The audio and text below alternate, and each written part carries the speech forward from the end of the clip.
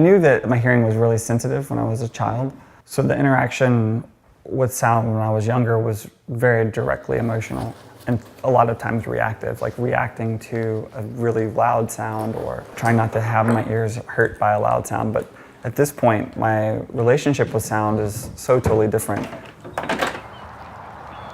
I embrace the sensitivity to sound and I try to exploit it as much as I possibly can. How can I continue to awaken and renew my listening experience or my hearing experience in any sort of way?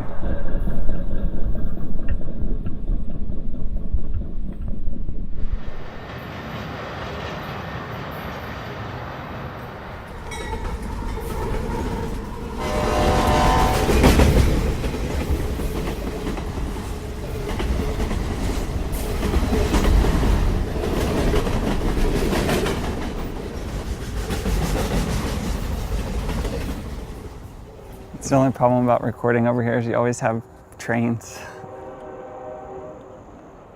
In like every recording I have, the challenge of finding those sounds and keeping my ears really awake and attuned to what's happening around me is what I really focus on now. Like, could we just stop and kind of listen and see what's going to rise to the top, and then how do we focus in on that and reveal what's interesting about it?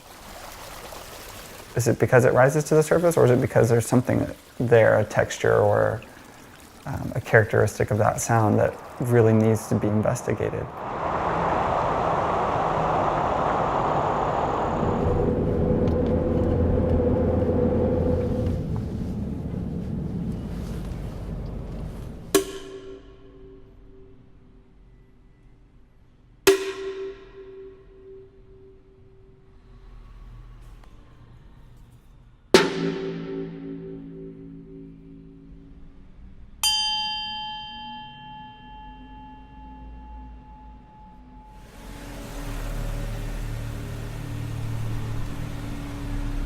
So I started recording with the cassette deck in around 1996.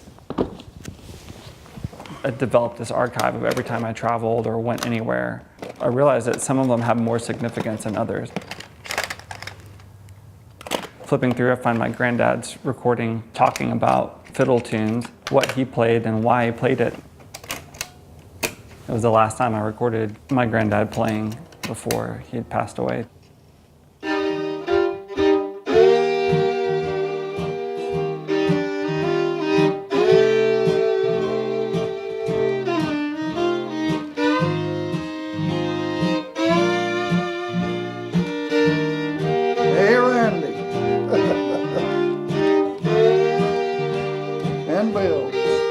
If you know kind of where it was recorded, or maybe the day it was recorded, or the circumstances as to how it might have been recorded, I love just the tiny bit of context opens the door, and then your imagination gets to fill in the rest. And I think sound does that, for me especially, more vividly than images.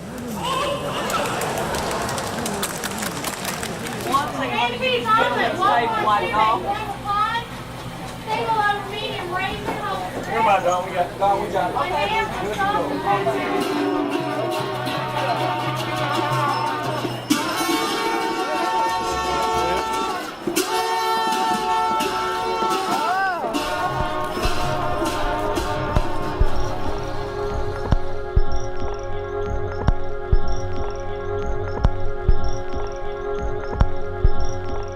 We were living in Fort Stockton, Texas, and I was probably 3.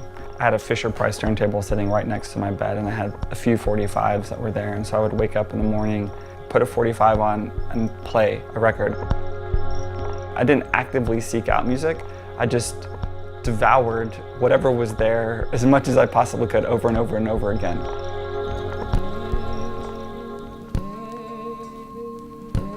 So what I like about using these loops is that you get the percussive click, but then you get whatever's happening within the loop itself. So you get all of that information that happens as it spins from this direction, and then you get something that's going to stop it and like start the sound over again, which is the piece of tape.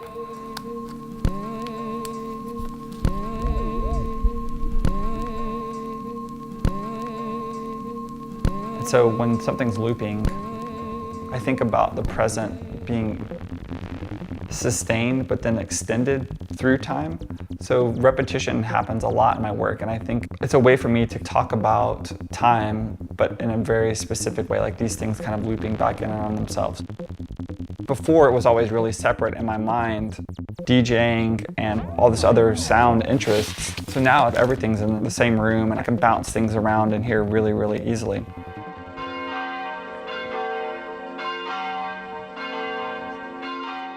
All right, what I like to do is I like to take whatever the field recording is, filter it down to a specific set of frequencies, then have those frequencies vibrate and resonate another material.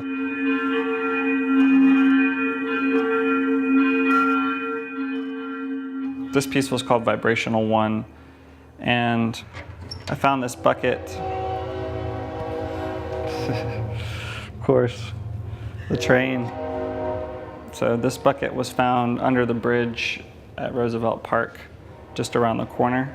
This was a small brass bell that my mom had given me a long time ago.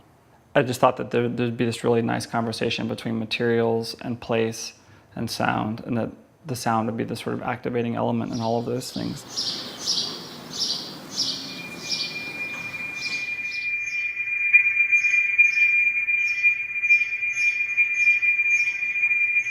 The sparrows have their own sound, and that sound is being brought together and combined with the sound of the brass bell, and then those two things make one sound together. So a sound that the brass bell wouldn't make on its own, and a sound that the sparrows wouldn't make on their own. So that's why I like to take these sounds and filter them and manipulate them and really kind of bring out the harmonics within those sounds to resonate within whatever the harmonics are of a natural material. As I keep working, that marriage of object and sound is where I'm really focused now at this point.